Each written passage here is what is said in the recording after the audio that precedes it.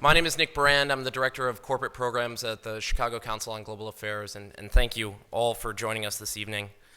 I'd like to take this opportunity to welcome George Friedman to the Chicago Council. I believe it's his first time here, so thank you so much for being with us.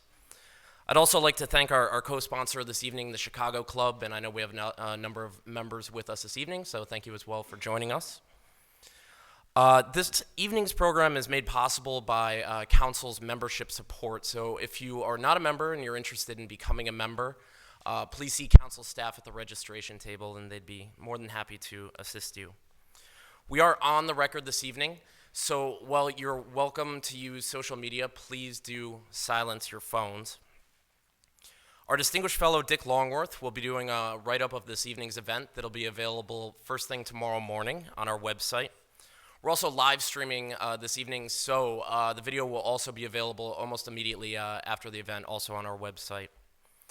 After the program, George Friedman's recent book, Flashpoints, The Emerging Crisis in Europe, will be available for purchase and signing in the rear of the room. And we have a number of exciting programs coming up. On February 10th, the former Vice President of Costa Rica, Rebecca Grinspan, will be in conversation with the Council's Phil Levy on Latin America economic growth after the commodity boom. On February 12th, Indian economist Omkar Goswami will deliver the Aon Lecture on Asian economies, this year discussing India, a new deal for New Delhi. On February 24th, Ambassador Chris Hill, former Assistant Secretary of State for East Asian and Pacific Affairs, will be discussing the North Korean conundrum.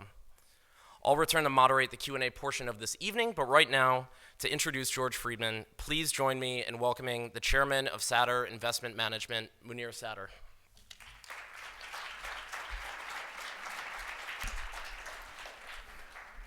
Thank you, Nick, and good evening, ladies and gentlemen. I'm delighted to introduce George Friedman this evening, and his wife Meredith is right next to him. Welcome, Meredith. Looking forward to his remarks on the changing political and security landscape in Europe. As tonight's audience indicates, this is an issue of great interest and concern to many people. It's also a very timely discussion. If we look just in the past year, we can see a major shift in the security environment in Europe. There are armed conflicts in Europe's periphery, including Libya, Syria, Iraq, Ukraine. Russia's annexation of Crimea and the ongoing conflict in eastern Ukraine highlights Russia's renewed geopolitical assertiveness. In France, the Charlie Hebdo attacks are a reminder of the struggle European nations face in confronting radicalized Islam and the danger posed by returning foreign fighters.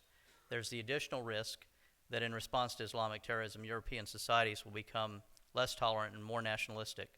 And then there's the Eurozone, which remains mired in massive, unsustainable spending and debt, which undercapitalized banks, anemic growth, high unemployment, a declining euro, and now faces further turbulence in Greece. So is Europe destined for conflict? And I look forward to, George, your response to that. It's now my pleasure to introduce George to you. George Friedman is founder and chairman of the private intelligence and geopolitical forecasting corporation Stratfor. If you don't subscribe, you should. He's a regular contributor to discussions on international intelligence issues for major news and radio networks, including CNN, Fox, and NPR. And he's the author of numerous books on warfare and intelligence. Here's what some of our leading media outlets say about George's analytical expertise. From Newsweek, expect the unexpected. He can see without the crystal ball. Barron's consistently has found Stratfor's insights informative and largely on the money, as has the company's large client base, which ranges from corporations to media outlets to government agencies. And then simply put by the Wall Street Journal, predictions have made George Friedman a hot property these days. In my opinion, George is one of the smartest and most sophisticated intelligence analysts anywhere in the world today. Ladies and gentlemen, please join me in welcoming Dr. George Friedman.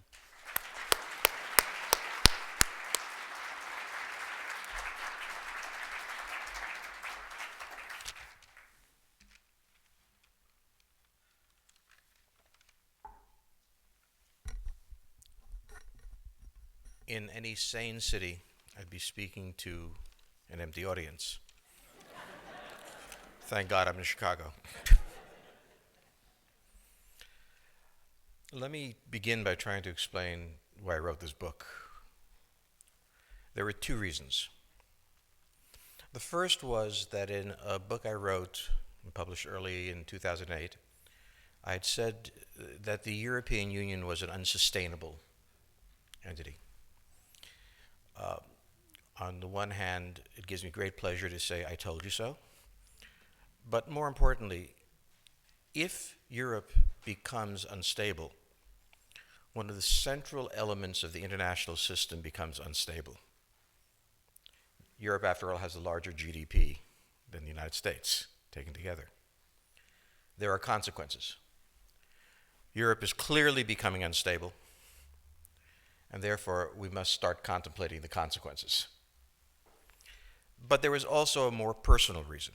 I was born in Hungary, and my life and that of my parents, my family, was shaped by the geopolitics of Europe. My parents were born just before World War I. Their fathers, their brothers, elder brothers, fought in that war against Turkey and against the Russians. They, during the interwar period where it seemed like all this was over, they met, they fell in love, they married, they built a business, and they were swept up in the next geopolitical wave. But it couldn't happen. Germany once again. They were Jews, they survived the concentration camps, extraordinarily a family where everyone lived, which at that time and place was remarkable for anyone. And then, thinking it was all over, they started their business again. But of course, the Russians had occupied Hungary, the Soviets. The Americans were on the other side, to the west, a few hundred miles. And once again, geopolitics swept up my family. My father had been a social democrat in his youth. By this time, he had no politics. His view was that geopolitics is what destroyed you, and politics is what made it impossible to escape. But still, he was on a list. And being on a list in those days was a very bad thing to be. His brother was a communist and a member of the secret police. They had not spoken to each other in 30 years, having disputes over the precise meaning of terms in the 1844 manuscripts, plus who insulted who at the last bar mitzvah. It was a typical family. That led my father to decide that he had to leave or die. He had spent his life making decisions like that. And so on an August night in 1949, I was 6 months old, I was drugged and put on a rubber raft, along with my 11-year-old sister, who extraordinarily was not drugged, was awake. But then she had lived through everything. My mother got on board, my father got on board, and we paddled across the Danube to Czechoslovakia. For complex reasons, that was the way to escape. Searchlights, I'm told, were playing on the water. Machine guns in guard towers were trained. And it was a moment of life and death. We survived. I came to America, and then the Cold War shaped my life, not as painfully but as intimately as it shaped my parents' life. For me, I'm not just an American, but now I'm a Texan, and you can't get more American than that. But I didn't speak English till I was 7, and I still speak of Hungary as home in the vernacular of my family. So this book is also about a fundamental question that's personal. Is it really over in Europe? Is the slaughter that started in 1914 and ended in 1945, or began 2,000 years ago with the Romans and never ended, is it over? And that question is crucial because that's what the EU promised. It promised peace and prosperity, that it would be over. I once asked my father why he never went back to Europe. After all, it had changed. He says, the Europeans never changed, they just pretend it never happened. So the question of this book, both intellectually and personally, is, has it changed? Will the EU survive? Will the promise of peace and prosperity endure? And if it doesn't, what comes next? This is, for me, the existential question of my life, but it is for all of us a question that will reshape our lives, regardless of what the answer is. Europe matters. Europe has always had this belief in its own exceptionalism. We talk about American exceptionalism, but the Europeans truly were exceptional. There was a paradox built into Europe. Europe invented humanity. And what I mean by that is this. Before the European age of exploration, the Congolese had no idea the Mongolians were there. Mongolians had no idea the Aztecs were there. And the Aztecs had no idea the English were there. We lived in little planets, separated and discrete. The Europeans brutally kicked down the walls so that there was no longer, by the end of the European adventure, any culture that didn't know that it was not alone. And with doing this, Europe conquered the world in a way it had never been conquered before and invented humanity. It also conquered nature. It transformed nature. So on a cold winter night in Paris in 1913, you could banish the dark and banish the cold and extraordinarily hear Mozart. And for all the crimes of Europe, Mozart makes up for many of them. Any continent that creates that. It created a single humanity. But the paradox is, while it conquered the world, it never conquered itself. Europe was unable to unite. The Spaniards attempted it, the French attempted it, the Germans attempted it, the British sort of attempted it. But no one could bring together all of Europe into one entity.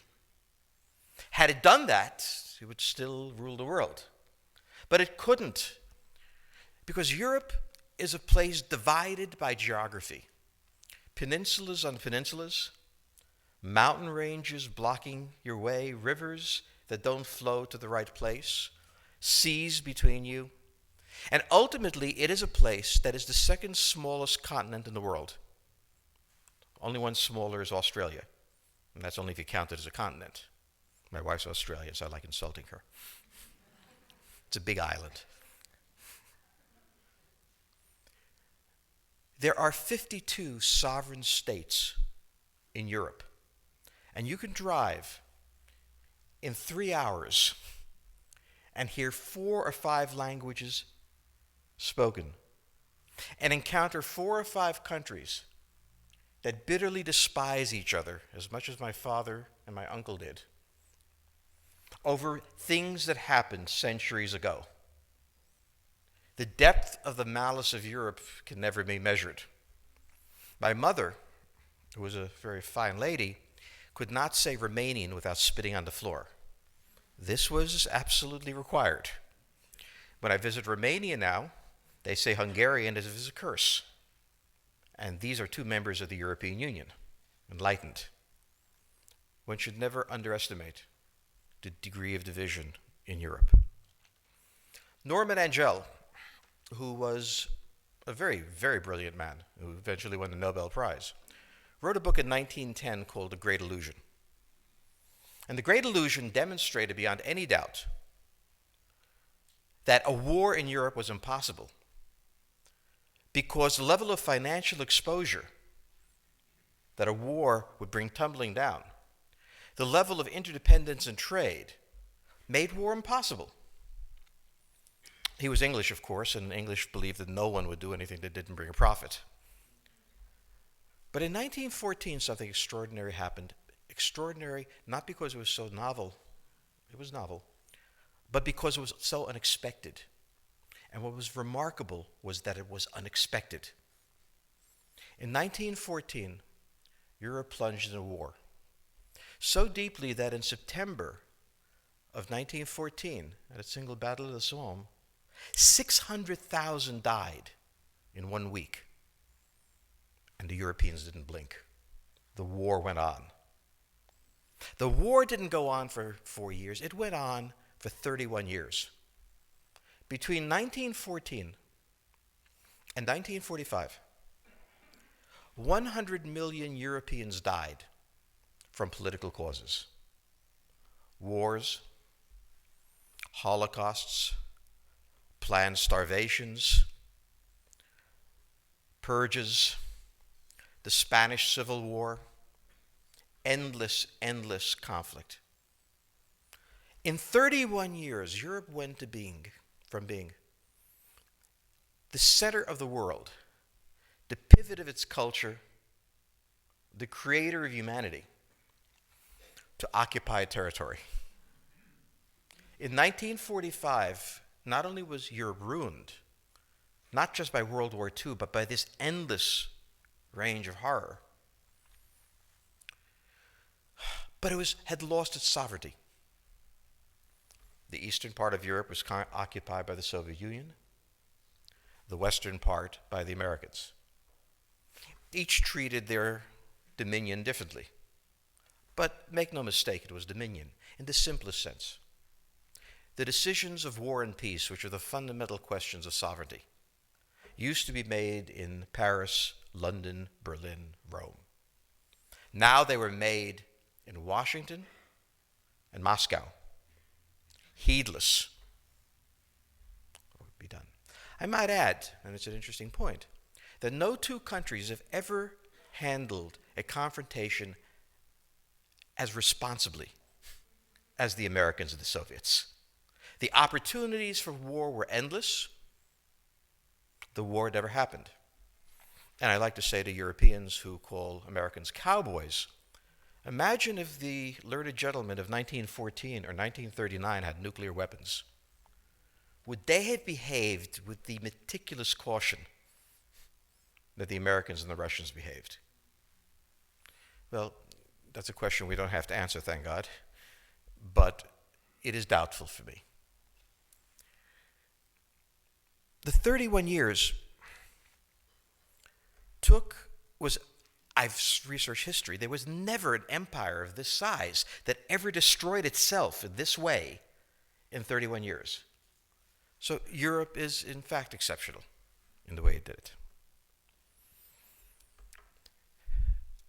The idea emerged of a United States of Europe, a union of Europe. It should be remembered that the idea emerged from the Americans.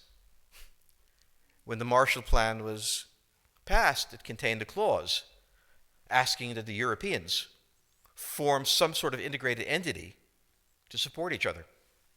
The Europeans resisted. The French did not want to work with the Germans. The British did not want to work with the French. And nobody wanted to work with the Italians. It was very important, and this is part of the European amnesia, to remember that they resisted the idea of union until the United States essentially blackmailed them into it. And it didn't work very well, and how hard the Americans worked just to get the coal and steel community going is quite a story. It is not a story told by the Europeans. But still, the Europeans seized the idea, made it their own. There are worse things to do, and embraced the idea of a European Union, which in 1992, in the same year that the Soviet Union collapsed, 500 years after the conquest of the world began, the Europeans signed the Maastricht Treaty. And the Maastricht Treaty, as I said, promised two things: peace and prosperity. The American Declaration of Independence promised life, liberty, and the pursuit of happiness. And there's a profound difference between the two documents. One spoke of a moral opportunity to become something. One promised something concrete. One allowed you to pursue happiness, didn't promise you happiness. The Europeans promised both. The issue, of course, always was, what happens if you can't be prosperous? What if prosperity, as it always does, takes a walk on you? What happens to peace? From 1992 to 2008, the question didn't arise. We were in one of the most prosperous periods of history. All ships were rising, and the Europeans did not have to face the question, what am I if I'm poor? What does Europe mean to me then? All of this changed in 7 weeks in 2008. On August 8th, 2008, Russia invaded Georgia. This is extremely important. First, there had already been a terrible war in Europe in the 90s. In Yugoslavia, 100,000 dead. But the Europeans explained Yugoslavians really aren't Europeans. But here was Russia, clearly chastened by its experience in the Cold War, the Second World War, the First World War, and one would think now committed to a liberal strategy, invading Georgia. Suddenly it had returned to history. Suddenly the idea that we'd all passed out of this phase, it came back at us. Why did the Russians invade Georgia? They didn't really care about Georgia. It wasn't that Putin hated Saakashvili. Everybody hated Saakashvili. But that wasn't it. The United States had staged a series of colored revolutions throughout the Russian periphery, one of which was in the Ukraine, the Orange Revolution. And the Russians saw in this Orange Revolution the intent of the Americans to destroy the Russian Federation. Why else would the United States be underwriting groups to demonstrate, they said. The United States at this time was bogged down in Iraq and Afghanistan, Mali, and any other place you could think of. The purpose of the invasion of Georgia, an ally of the United States, was simply this, to say, this is what an American guarantee is worth. To look at the Ukrainians and say, you want to be an American ally? So did the Georgians. Enjoy. This is very important when we get to discussing Ukraine, because this is the origin of this ongoing struggle in the Ukraine. That won't end very soon. It also returned Europe, or at least part of it, to the recognition that the Russian question had not been settled. It had simply been posed in a new and different way. 7 weeks after this, Lehman Brothers collapsed. And with the collapse of Lehman Brothers, a period, a way in which the world worked, changed. It ended.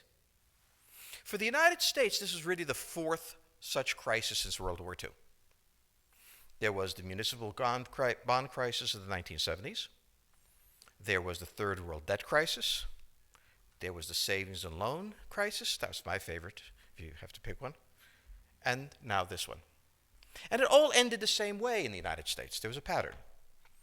First, there would be total irresponsibility, even from a personal point of view, in the financial community. This would be followed by a government bailout, one form or another, the Revolution Trust Corporation, the Brady Bond, whatever you want to call it.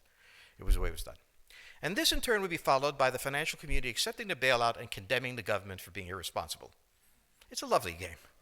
I've always enjoyed it, and it's quintessentially American. Only the Americans would solve the problem by Bernanke, Paulson, and 7 or 8 bankers stuffed in a room on a Sunday afternoon, begging, fighting, screaming, breaking God knows how many laws to come up with a solution. It wasn't a good solution, but it was a solution. And then we started to see the problem of the Europeans. There was no room in which they could all gather. It's not just that there were 8 bankers. There were a couple of dozen prime ministers, treasurers, what have you. And there was no coherence. There was also no experience, shall we say, at problem solving. The history of Europe had been solving problems through violent spasms. The Europeans had no peaceful, if illegal, procedures for solving the problem. And so Europe, unlike the United States, began sliding down an abyss. The first abyss was the American, the subprime crisis. And I've been to Europe and had European bankers tell me how irresponsible the Americans were in selling these. I point out, hey, jerk, you bought them. That seems not to have entered the European mind, but it's always a pleasant moment when you do this. But in confronting the subprime crisis, Europe discovered a basic flaw in its system. And that flaw was Germany. And the flaw in Germany was that it was not only the fourth largest economy in the world, but it exported the equivalent of 50% of its GDP, half of which went to the European Free Trade Zone. Without that, the German economy, which had outgrown its domestic economy, would itself slide into recession or perhaps depression. That was inevitable. They were doing what they had to do. And they created this European Union as an opportunity for them. Now, building a free trade zone around a massive exporter is like trying to build a solar system around a black hole. The United States is a net importer. But imagine if the United States exported 50% of its GDP to the world, and half of that to Mexico and Canada, what the condition would be. Well, this is what Germany had to do. There are two narratives of what happened. One is the German narrative, the other is the Greek narrative. The German narrative is that the German exports were the result of massive efficiencies and satisfied the needs of Europe, and that the crisis was caused by the irresponsibility of the Southern Europeans in borrowing vast amounts of money and not being able to pay them back, being undisciplined, and so on. The Greek answer is the crisis was caused by German addiction to exports and its manipulation of the European Union to maximize those exports. The euro was priced somewhere on the borderline between preventing inflation in Germany while facilitating German trade, while, of course, Southern Europe needed a much cheaper euro so they could export. The rules of Brussels were crafted in such a way that entrepreneurialism, small businesses, were very difficult to fund. First, in the countries, the tax structure was such that the risk-reward ratio here made little sense. On the other side of the equation, bankruptcy, as we know it here, is not the same in Europe. When you hire an employee in Europe, you don't so much hire him as you adopt him. He comes home with you, he looks in the refrigerator. That is the reason there is no Google challenging Siemens. The large European corporations, modeled by the 1950s, never re-engineered themselves. They never felt a Microsoft coming at them, a Google coming at them. A digital equipment never collapsed into Hewlett-Packard, who in turn collapsed into, or is not collapsing, or who knows what, into something else. The German welfare system ultimately depends on these corporations. Siemens is like General Motors was in the 1950s. It operates in a non-competitive universe, and it's able to employ large numbers of people on very favorable terms, rising upward.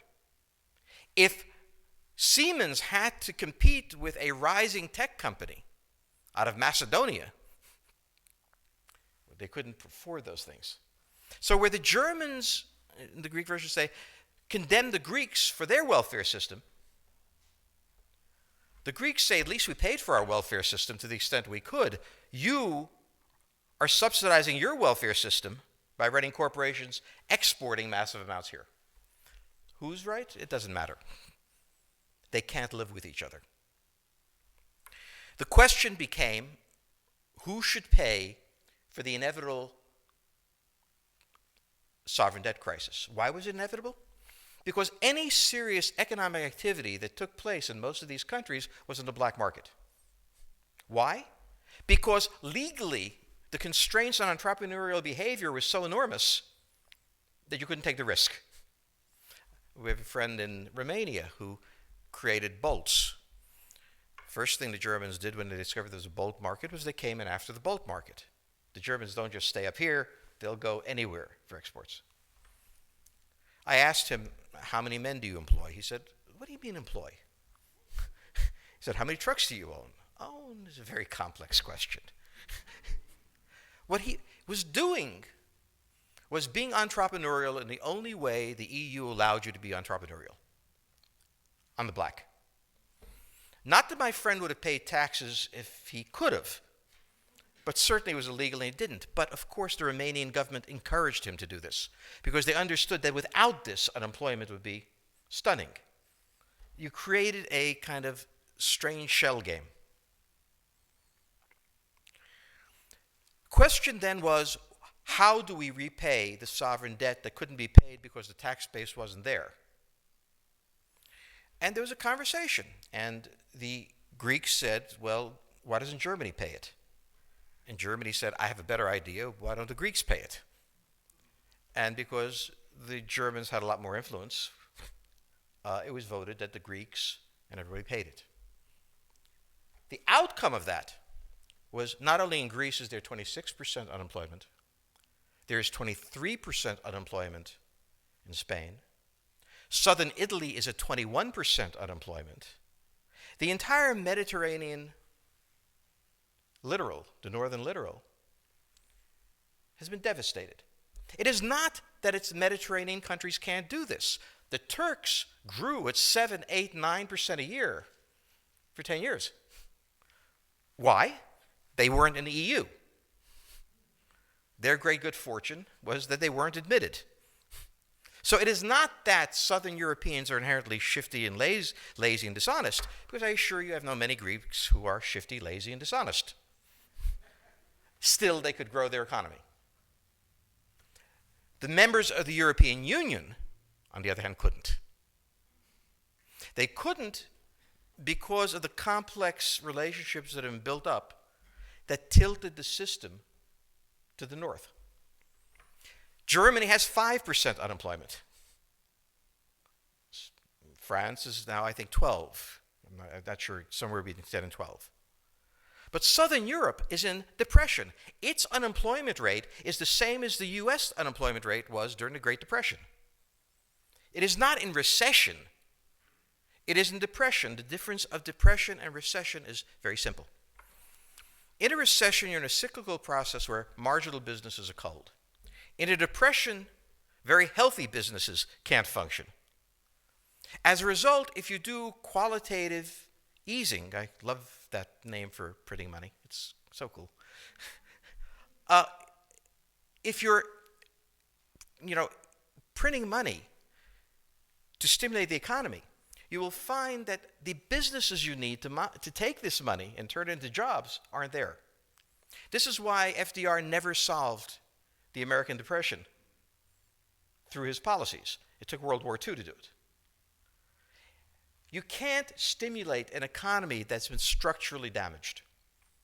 Southern Europe is now in a position that for a generation, at least, it will not recover. This is not a marginal event within the business cycle. This is not a relatively intense business downturn. This is a social catastrophe. Now, we have to consider what kind of social catastrophe it is for a moment.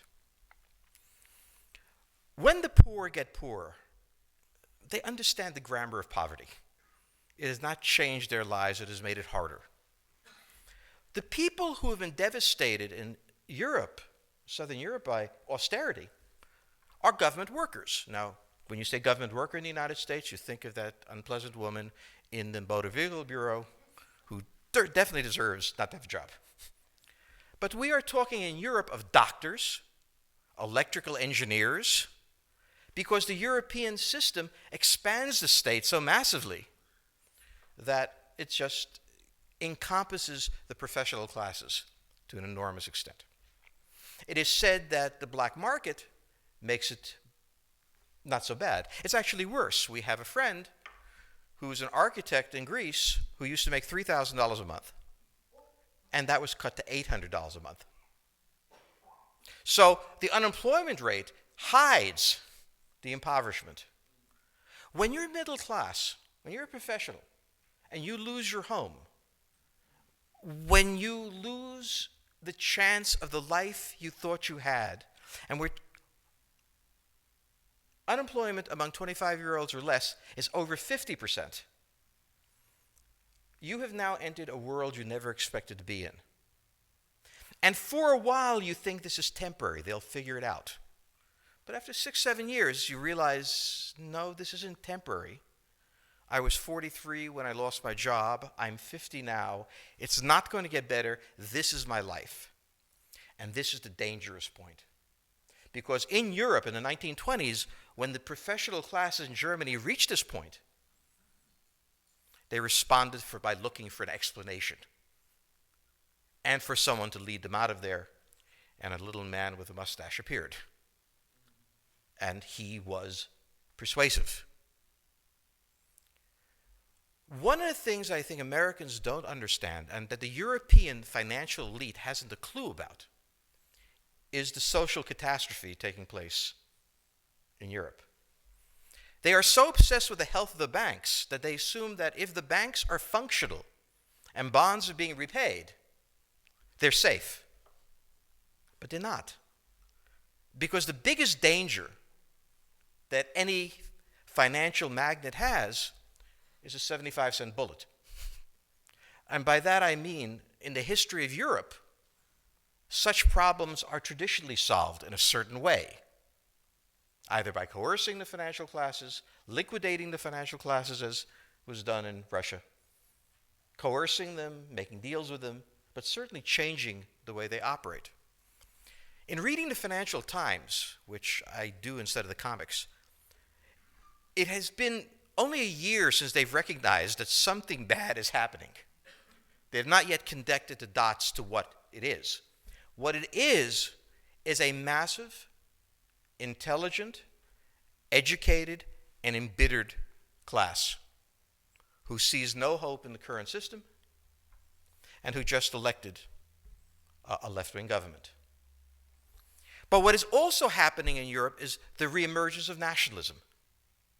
The way in which the central bank organized quantitative easing was to take national banks, give them money, so that no other country, particularly Germany, would be liable for anyone's defaults.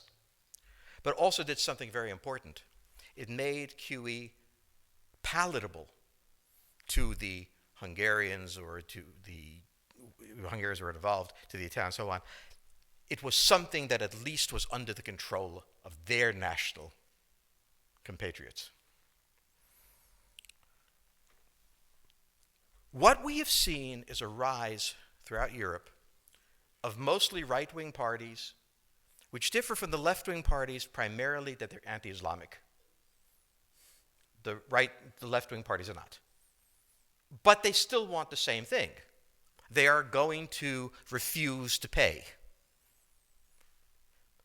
Like American Airlines, there's a moment in which it makes more sense to go bankrupt and stiff your creditors, or do it in a structured way, than to pay. Southern Europe has passed that point by far. And what has happened is that the mainstream parties that crafted the agreements have collapsed. Papandreou, who is prime minister in Greece, his party got 5%. You see a massive delegitimization of the mainstream parties. And instead, parties like Podemos in Spain, the National Front in National Front in France, UKIP in Britain.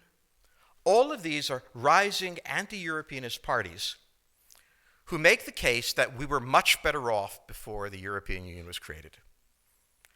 But also emerging is the old hatred. Everybody hates Germany. Germany has contempt for everyone else. We've been here before. The Hungarians hate the Romanians. Inside of countries, the Scots voted by 45% to leave the Great Britain.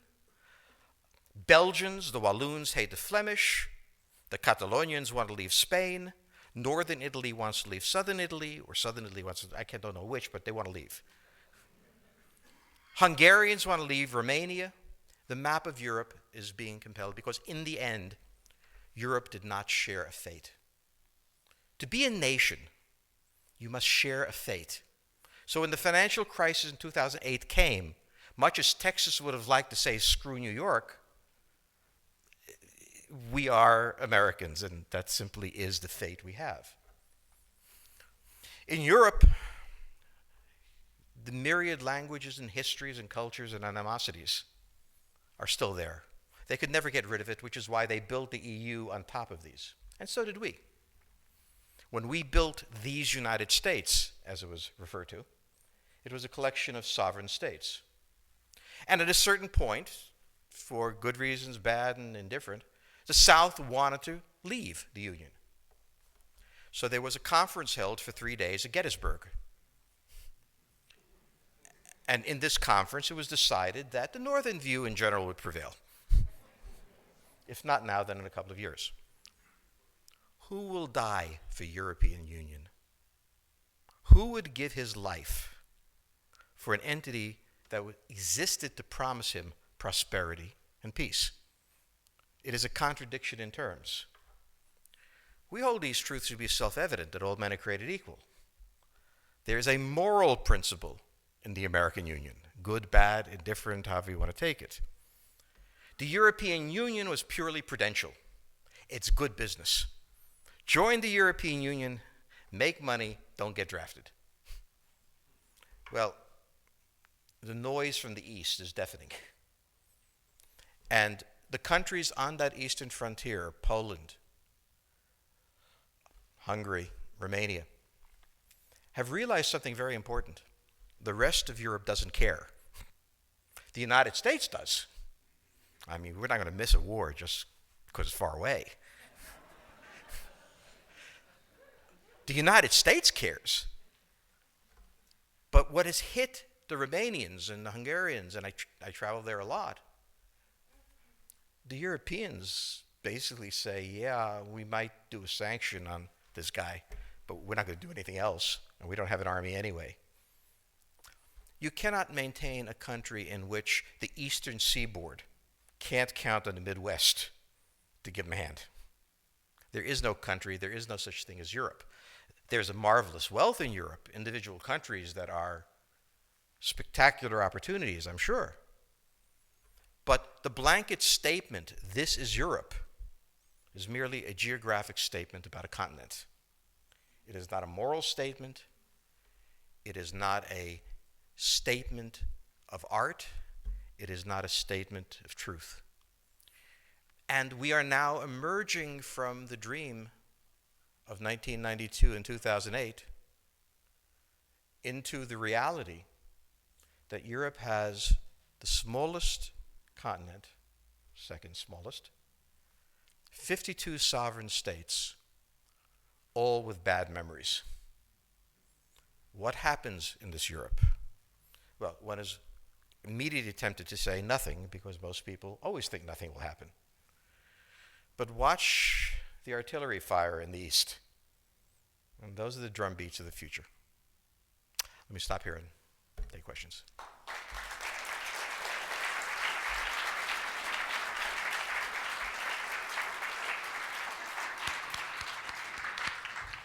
Well, we'll now go out to the question or the audience for your questions. So if you can, please raise your hand, and if you can, please make your question a question.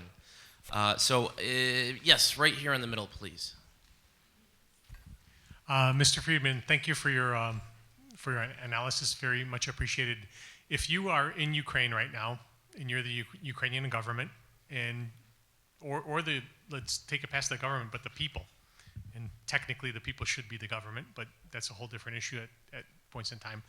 What do? Do you look to Europe, who has been criticized by Putin himself as the scourge of the earth, or do you look to yourself? Where do you look?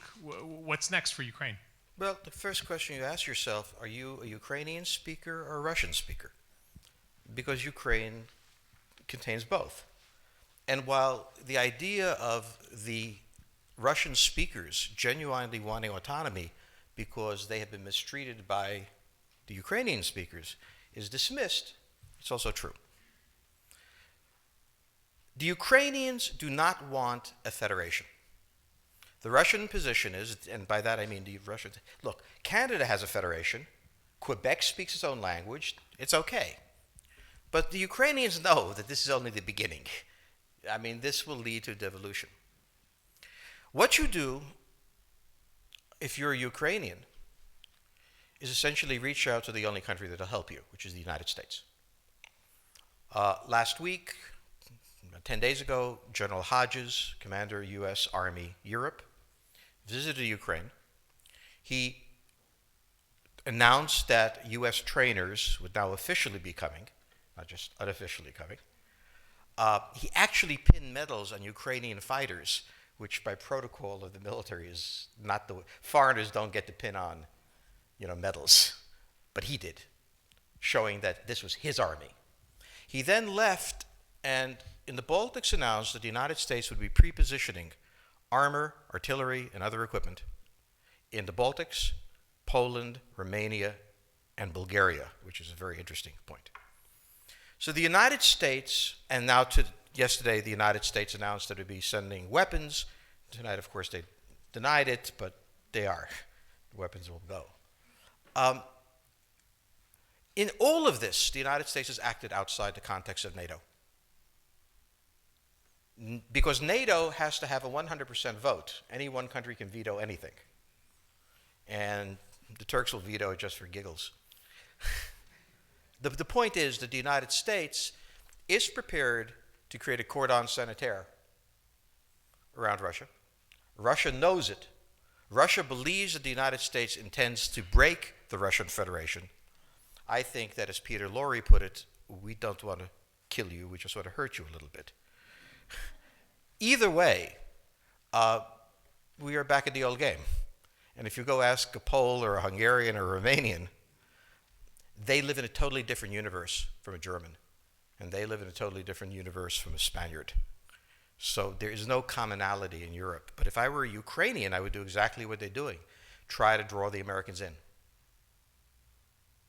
All right, next question, please. Yes, right down front here.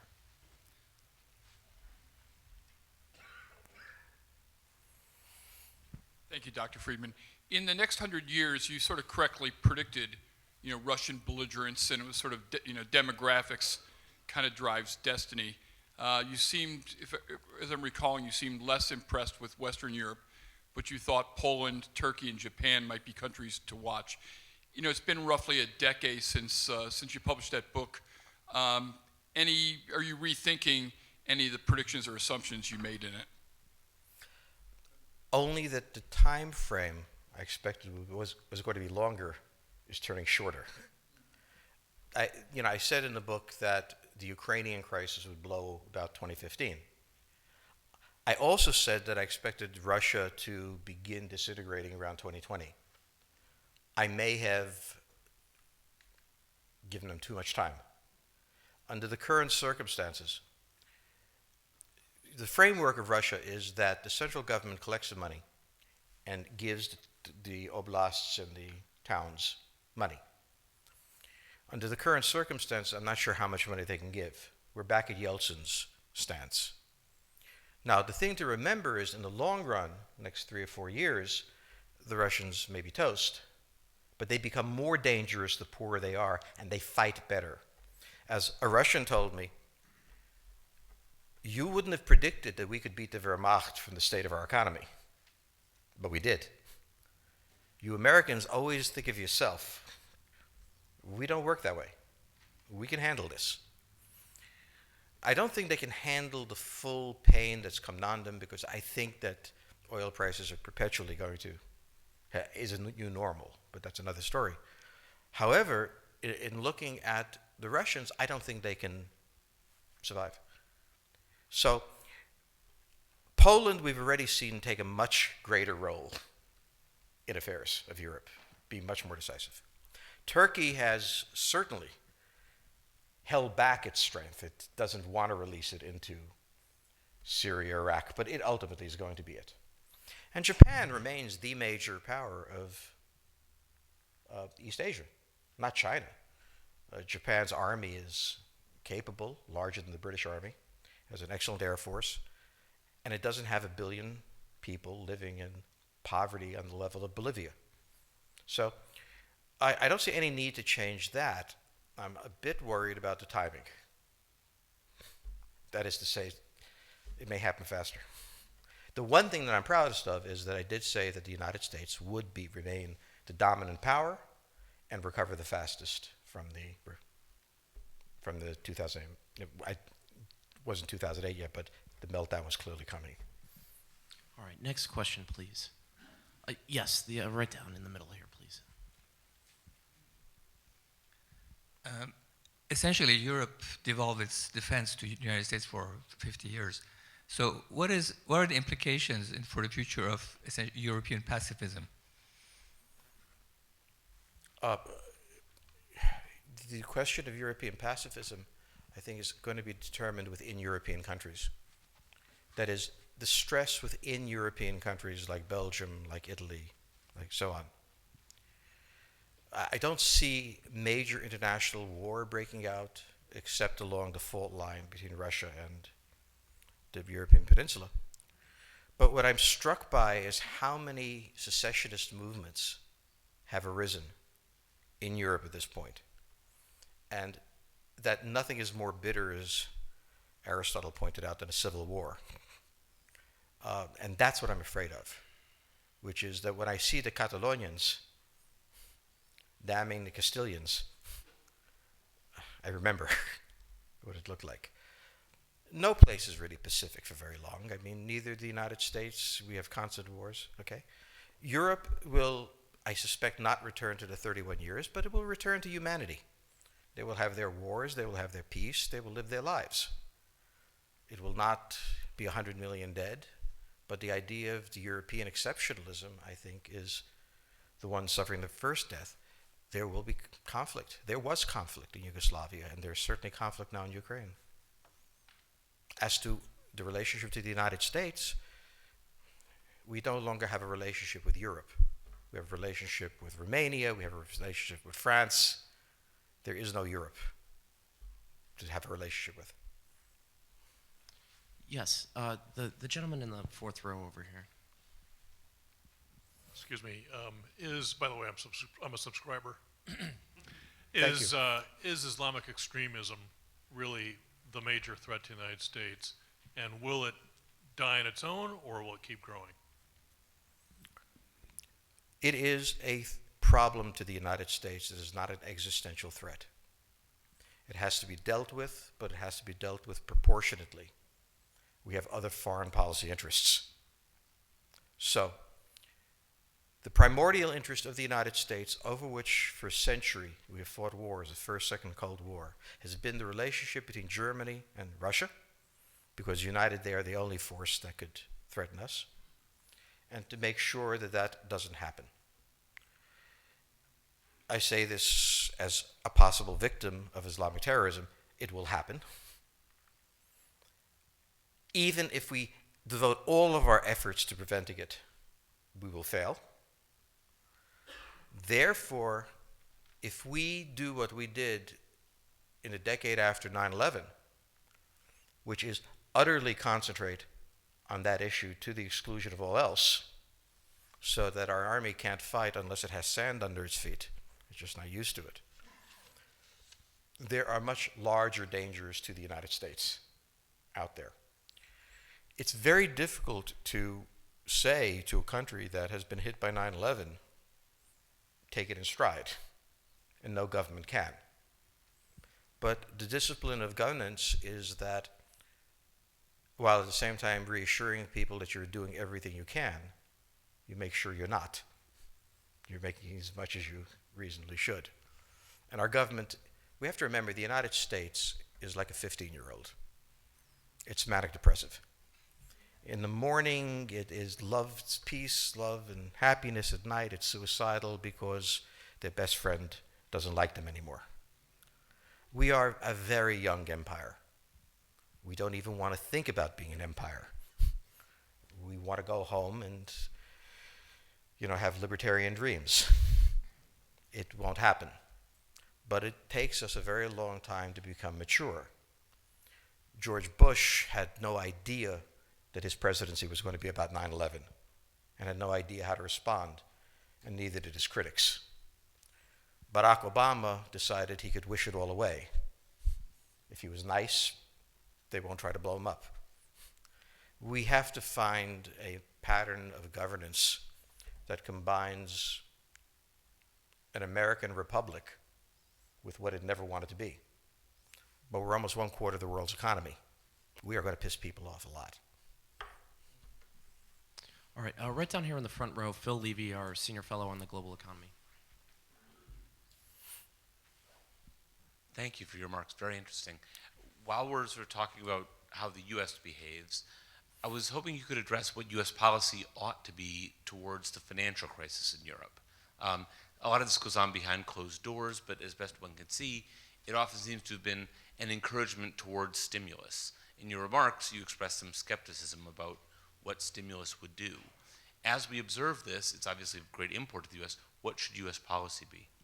The U.S. policy should be to stay as far away as possible and possibly pass a law ordering all American banks not to have European paper. We can't do that, but it would be a good idea.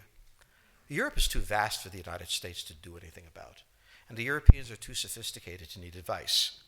The problem of Europe is not that they're a third world country and they don't know how to do this. The problem is a deep contradiction between the interests of various parts of Europe that have led to a policy gridlock. It's inconceivable the United States would have enough money to solve the problem if they wanted it, and insane for the United States to even contemplate it. As for policy advice, the Europeans won't take policy advice from the United States. I wouldn't take policy advice from the United States. The problem here is not that people don't have policies. It is that it's an impossible situation that cannot be solved within the paradigm the Europeans are working. They will change the paradigm once it all falls apart, but they don't have the political will to face the irrationality of the situation and deal with the fact that Germany can't export 50% of its GDP, at least not half of that, into Europe. Since that's not going to happen, and this is one of the reasons I'm not interested in policy personally, foreign policy is what you'd like to see what happened. History was what does happen. And very rarely does foreign policy intersect with the two. What I try to understand is what's going to happen. If, I'm really smart, I'd be rich. I certainly wouldn't give the advice to the Europeans how to be rich. Next question, please. Yes, all the way in the back there. Given the weaknesses that you're describing, both in Europe but also in Southern Asia and likely in East Asia itself, is it appropriate or even practical for us to be continuing to push the boundaries of the American empire, if you will, to the edges beyond the areas of those kinds of internal problems? The United States has a fundamental interest. It controls all the oceans of the world. No power has ever done that. Because of that, we get to invade people and they don't get to invade us. It's a very nice thing. Maintaining control of the sea and control of space is the foundation of our power.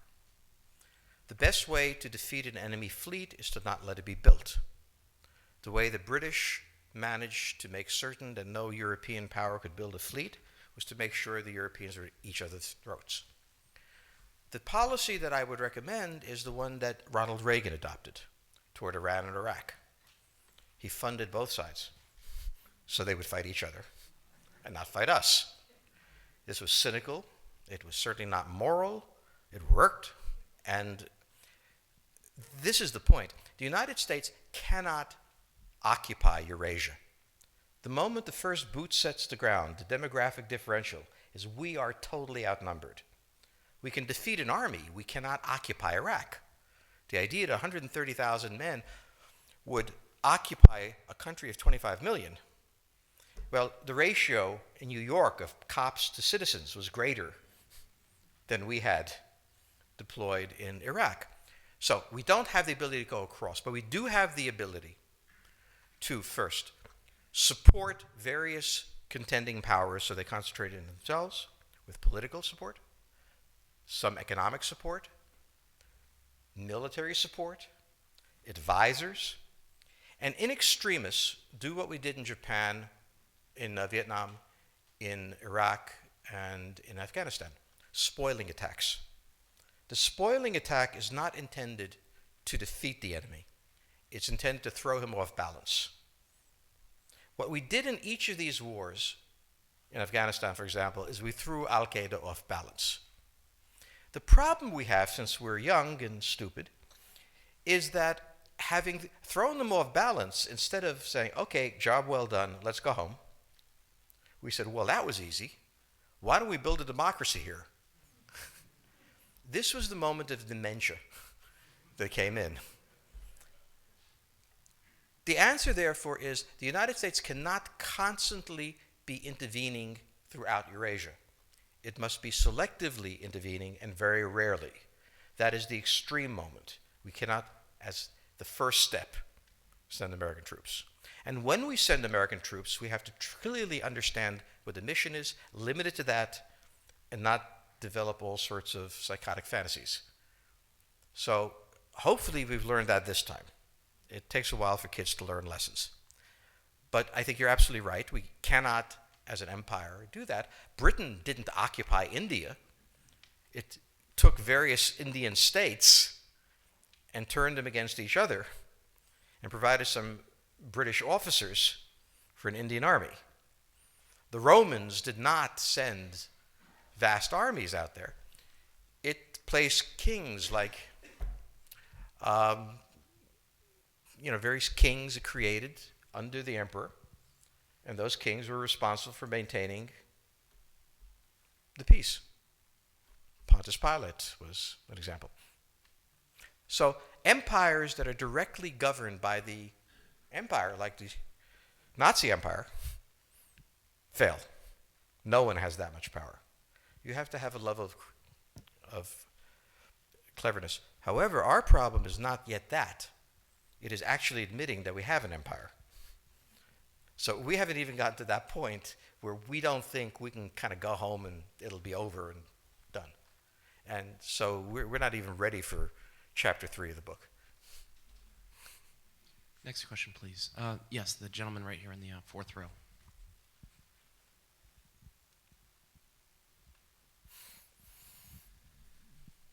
So I infer from your comments that the euro as the currency will not survive. What will that look like and how fast will it occur? The model was set by the Hungarians. The Hungarians aren't in the euro, but they had mortgages denominated in yen, Swiss francs, and everything else. When the forint went south, the Hungarian government stood for its homeowners and said, we will repay you in forints, and you will get 60 cents on a dollar. It's more complicated, but basically that. Or you'll get nothing. Give me a call in the morning, let me know what you want. The European banks shut up and took what they could get. This is what the Greeks will do. They'll make an offer they can't refuse. Remember that Germany is terrified of anybody leaving the free trade zone. That is a terror of Germany. There's no better bluffer than Frau Merkel. She scares the hell out of me and everybody else.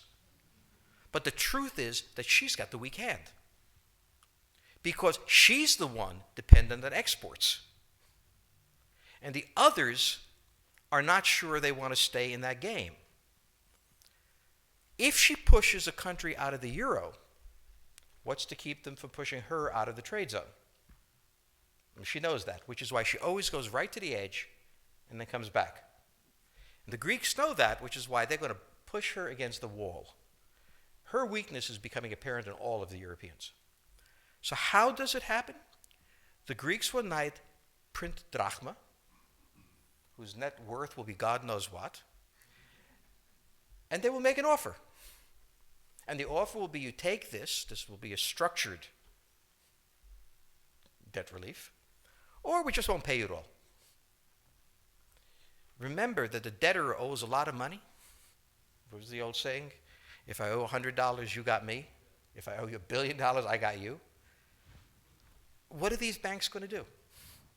And the problem in Europe is that if you push them out of the Eurozone, you get even less than stay in.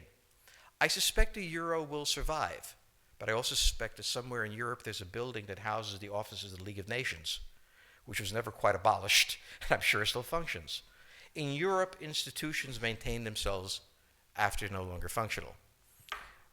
Germany will not have a mark, it'll have a euro. How many other countries will be there? I don't know. But the way out was pioneered by the Hungarians. And the next step is the drachma coming back. And the real question is, what will the banks do? Well, what can they do? They can't talk about moral risk because they already blew that in Argentina. I mean, they already know, all of Europe knows that going bankrupt, whether you're Argentina or American Airlines, doesn't mean the end of the world. And the Germans have done everything they can to make it more attractive to bail than not to bail. Now, whether they do it within the euro or some other currency is less interesting than they are going to default. And the question is how managed it is. We have time for maybe one more question. We've taken a lot of questions from men this evening. Are there any women in the question that would like a... Yes, the Consul General from Croatia.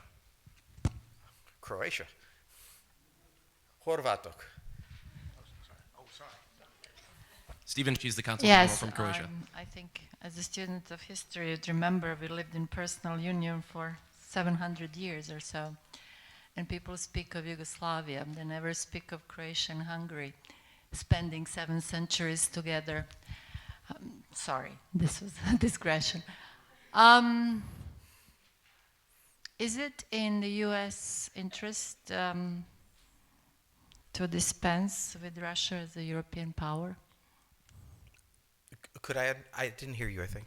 Is it in US interest to dispense with Russia as a European power? With Russia as a European power? Yes, I'm just curious, how do you foresee the architecture once it implodes? What will happen? It's a frightening scenario. Can you tell us a bit more? Well, remember the structure of Europe. From St. Petersburg to Rostov, you draw a line. To the west of it is the European peninsula. To the east is Russia. No one has ever permanently occupied Russia. But Russia has always moved westward. Now it's its furthest point east. The line, incidentally, is roughly the border of the Baltics, Belarus, and Ukraine. The question on the table for the Russians is, will they retain a buffer zone that's at least neutral? Or will the West penetrate so far in the Ukraine that they're 70 miles away from Stalingrad and 300 miles away from Moscow? For Russia, the status of Ukraine is an existential threat. And the Russians cannot let go. For the United States, in the event that Russia holds onto the Ukraine, where will it stop? Therefore, it's not an accident that General Hodges, who's been appointed to be blamed for all of this, is talking about prepositioning troops in Romania, Bulgaria, Poland, and the Baltics. This is the intermarium, from the Black Sea to the Baltic, that Pilsudski dreamt of. This is the solution for the United States. The issue to which we don't have the answer is, what will Germany do? So the real wild card in Europe is that as the United States builds this cordon sanitaire, not in Ukraine, but to the west, and the Russians try to figure out how to leverage the Ukrainians out, we don't know the German position. Germany is in a very peculiar position. Its former Chancellor, Gerhard Schroeder, is on the board of Gazprom. They have a very complex relationship to the Russians. The Germans themselves don't know what to do. They must export. The Russians can't take up the export. On the other hand, if they lose the free trade zone, they need to build something different. For the United States, the primordial fear is Russian capital, Russian technology, German technology and German capital, Russian natural resources, Russian manpower, as the only combination that has for centuries scared the hell out of the United States. So how does this play out? Well, the U.S. has already put its cards on the table. It is the line from the Baltics to the Black Sea. For the Russians, their cards have always been on the table. They must have at least a neutral Ukraine, not a pro-Western Ukraine. Belarus is another question.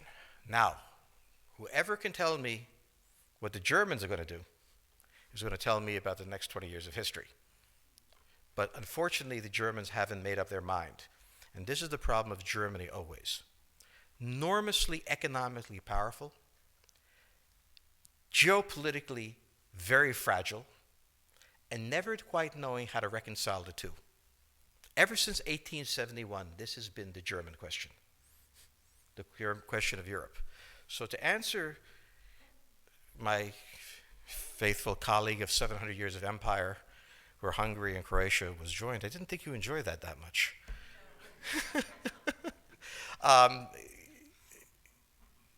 Think about the German question, because now it's coming up again. That's the next question that we have to address. And we don't know how to address it. We don't know what they're going to do. And unfortunately, that's all we have time for this evening.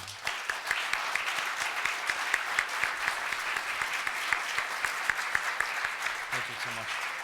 Thank you so much, George Friedman. He'll be signing copies of his book in the rear of the room. Thank you as well to the Chicago Club for co-sponsoring this evening. Good night.